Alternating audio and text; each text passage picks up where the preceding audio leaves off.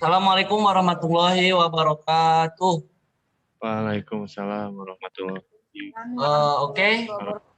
Alhamdulillahirabbil alamin wa binasta'in wa umuri dunya waddin wassalatu wassalamu ala asyrofil anbiya'i wal mursalin wa ala alihi washabihi ajmain amma ba'du.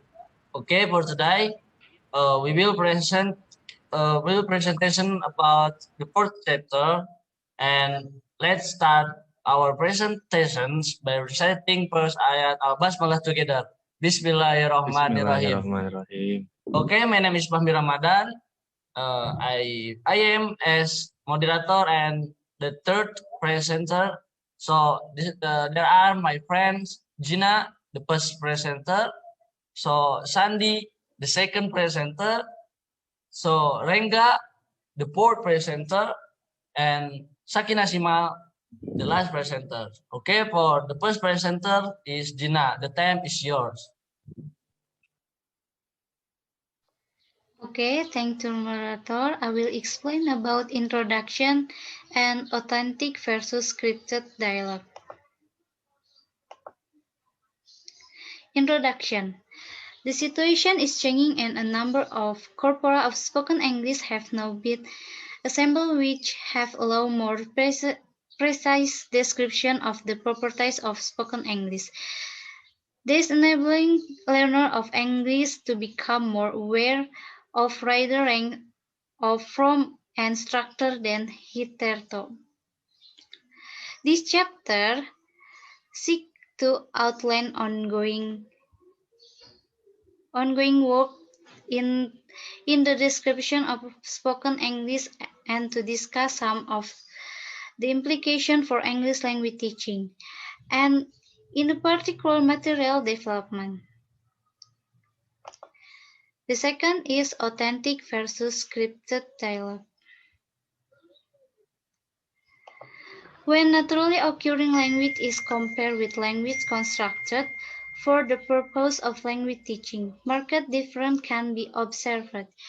Here are two examples drawn in fact from Australian English data. The first is text 1, scripted text from a textbook. You can see on the screen. Okay, making a doctor appointment. This is a dialogue patient and receptionist. Could I make appointment to see a doctor, please? Certainly. Who do you usually see? Dr. Sulen. I'm sorry, but Dr. Sulen has got patient all day. Would Dr. Melly do? Sure.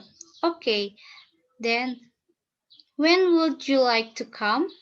Could I come at 4 o'clock? 4 o'clock? Fine. Could I have your name, please?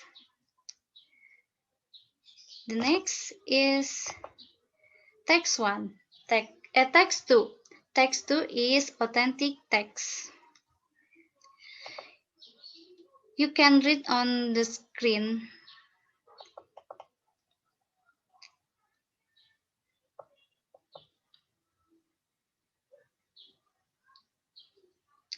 Okay, that's enough.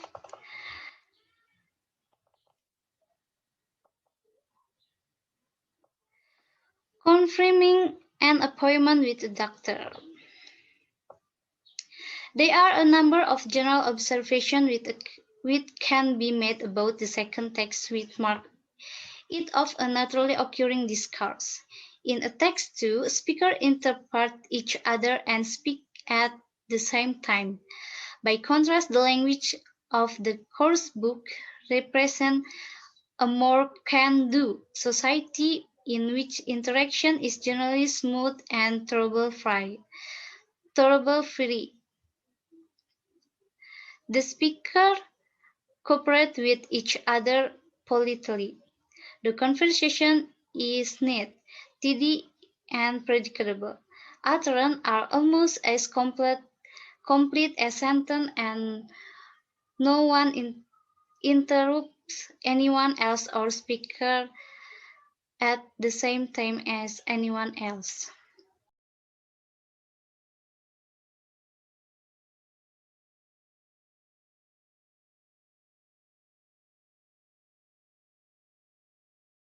Thank you for moderator. I am going to explain about what is a tale.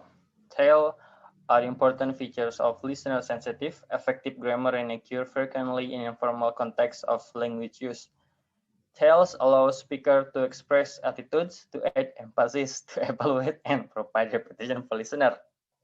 Tales are almost exclusive to spoken language, and where they do occur in written English, and they selected in order to give the written text markedly spoken characters. For example, here's a real problem, Jeff. Jeff is a tale. It's too hard for me, Singapore. Singapore is a tale. From the example tale that I mentioned, it will be seen that tale perform essentially recapitulatory function, and they ensure cohesion, which is pre-planned. This discourse can normally be effectively constructed. Next page.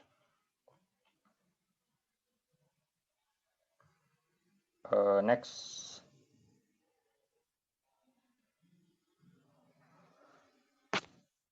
Ya, itu. Okay, grammatical pattern and grammar as a choice. Tales are relatively straightforward to analyze and articulate as structure rules as a grammatical form embedded within a single sentence or a utterance. It is not difficult to point to patterns which are ungrammatical. For example, Jenny's a good swimmer she is. Jenny is a good swimmer she is, and it becomes she's a good swimmer Jenny is. These are the example of the patterns, ungrammatical patterns. And then tales to enable us to mark an utterance as properly spoken, interactive, but it is more problematic to understand and price nature of choice. And the following example is too hard for me, Singapore. And it become Singapore is too hard for me. These are the example of the tale which ungrammatical pattern. That's it from me. Thank you so much. I will bring you back to moderator. Hatur nuhun. Okay, thank you, Sandi. Okay, the next presenter is me. Okay, now I want to present about sample materials. If we accept that files are normal rather than deviant feature of spoken grammar, repeat our purpose data confirms that files are distributed across a range of different contexts. And if we accept that learners are to be introduced to tales as an expressive resource and be guided in their choices of whether, how, and in what ways to use tales, then teaching materials will need to address such conditions. The examples are in figure 4.1. The page is 84. So now is evaluating materials for spoken grammar teachings. Among the questions we consider, which range from matter of unit design and progressions to broader issue of appropriate pedagogy, were the following. There are 5 points. First point is, to what extent is it appropriate for students to undertake pattern practice tests in writing of poems which are almost exclusively spoken in their context of use. So the second point is, should tape recording or CD-ROM support not be integral since intonation and rhythm are essential in the appropriate communicative and interactive delivery of tales. So the third point is, to what extent should materials conform to such expectations for both pedagogic and possibly commercial reasons? Or should expectation be gradually modified? And the fourth point is, what is an appropriate pedagogy for spoken grammar? What are appropriate demands for practice and productions? Should a greater emphasis be placed on receptive awareness of the poems and in advance of production? Should production be required of learning at all? If so, can production be claimed to be fully caught up until we know more about the phonology, intonation, and communicative meanings of grammatical patterns. What and how much about tells do we teach, and what are the most appropriate and effective ways to do it? And the last point is to what extent the materials right to remain faithful to their purpose. So teacher positions in 2000s was to maintain a realistic pedagogic positions, introducing and exposing students to authentic language wherever possible, which recognizing that there are dangers is not balancing spoken and written English. And in now selecting example, which can be processed by students without undue cognitive or cultural difficulty. Okay, that's from me. I bring back to me, to moderator. So the next presenter is Rengga. Them is yours. Okay, thank you for moderator. I will try to explain language awareness and consciousness phrasing. Phrase learners' consciousness of particular grammatical form are communicative teaching, in spite of numerous pedagogic advantage, has not encouraged in student habit of observation, noticing or conscious exploration of grammatical form and function, and relevant SLA research has sought to examine the consequences of a somewhat prevalent methodology. Next, the sting in the tail, modifying the authentic. The essential pedagogic question is faced by any material writer with access to a corpus of naturally occurring data and with commitment to using such data for the purpose of teaching and learning. See Conrad 2000, McCarthy 2008. Here is a sample of data from the Ken Code corpus selected to illustrate tales in use but subsequently not used in the course book Exploring Grammar in Context. Carter, Hughes, and McCarthy 2000. A. And I can over Midham by the reservoirs. Nice it was. B.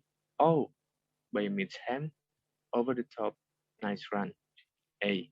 Colors are pleasant, aren't they? B. Yeah. A. Nice run that. On initial inspection, the repetition of certain item by the speaker may well serve a pedagogically reinforcing purpose. But closer inspection reveals problems of bad presentation and preparation. For example, is the final tone from in line 1 nice it was a tile, or is it an example of fronting of the complement nice within its own clause, a not uncommon strategy? If the string nice it was is in fact a tile, then the structure has to be read as an appleted structure, which it's more complete from would be it was nice it was. Thus paralleling the appleted it was a nice run that in the final line, where we have a less ambitious example of the tile. Pedagogically, it could be argued that the co-presence of potential ellipses complicates pedagogic exposure to the basic tile structure. Maybe enough for me. Thank you. I will bring back to the moderator. Okay, thanks for Rengga. So the next is the last presenter is Sakina Simal. The time is yours. Okay, thank you for moderator. Now I'm going to explain about heads or tails to words and interpersonal grammar for beginners. Tails occur at the end of clauses, and heads occur at the beginning of clauses. For the examples, the woman, they all suited. That chap over there, he said it was okay. That house on the corner is that where they live. Hats are used to introduce and emphasize who or what the speaker will say, and tails have the speaker emphasize who or what the speaker is saying. Grammatical descriptions in more interpersonal terms represent. Descriptions will need to take account of evaluation, emphasis, formality, and knowledge of listener discourse, and will additionally require some explanatory context building, which goes beyond the confines and limits of a sentence into deformations of meanings across speaking terms. Next slide, please. Okay, rules, probabilities, choice, and hegemony of the native speakers. Grammatical rules exist have been extensively codified and from the core in the language structure, both spoken and written. For example, plural subject has to be followed by a plural form of the verb. Like, this building is very high. This building is the plural subject followed by a plural form of the verb are. We cannot say that the buildings are very high. The choice of a correctly formed active or a correctly formed passive allows. For example, different forms of representations to be communicated, and there is an extensive literature, particularly within his traditions of systematic functional linguistics, devoted to grammar and language as choice. Next chapter, please.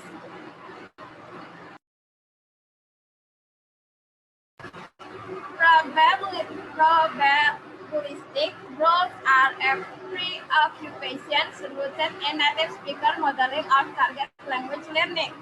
The concern for spoken grammar on the part of native speaker pedagogists could simply be dismissed as an extension of native speaker hegemony in English language teaching and learning context, which undermines the positions of non-native speaker teachers who, were expert speakers of the language, are less likely to be familiar with all the subtle, value-laden, and culture-embedded nuance of native speaker communication.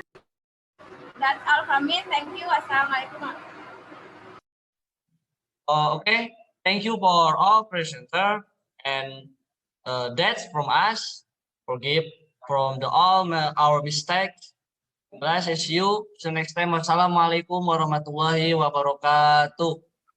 Waalaikumsalam. Waalaikumsalam warahmatullahi